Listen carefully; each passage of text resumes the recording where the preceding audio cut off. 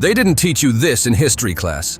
In the early 1930s, one of history's most devastating man-made famines swept through the Soviet Union, claiming the lives of over 7 million people. This was the Soviet famine of 1932 to 1933, a catastrophe born from Stalin's brutal policies of collectivization. As Stalin pushed to industrialize the Soviet Union at breakneck speed, he forced millions of peasants onto collective farms, seizing their land, livestock, and grain.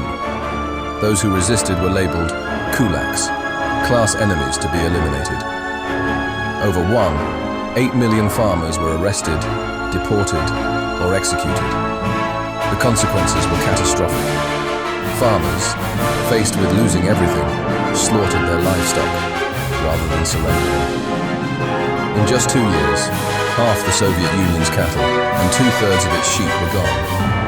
But the government kept demanding impossible grain quotas. In Ukraine, Kazakhstan, and Russia's breadbasket regions, people began dying by the millions. Parents watched helplessly as their children starved. Some resorted to eating grass, tree bark, and even more unthinkable options to survive. In Kazakhstan alone, 3 million ethnic Kazakhs perished, almost half their population. Yet Stalin continued exporting grain to fund his industrialization dreams. When reports of mass starvation reached Moscow, officials were ordered to deny the famine's existence.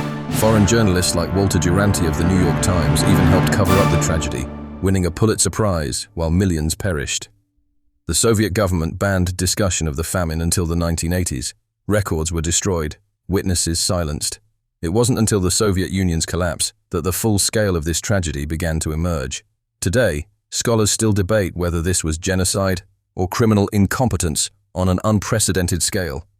But one thing is certain: the Soviet famine stands as one of history's deadliest man-made disasters, a stark reminder of the human cost of totalitarian power. Love history? Follow for more untold stories. Outdoors.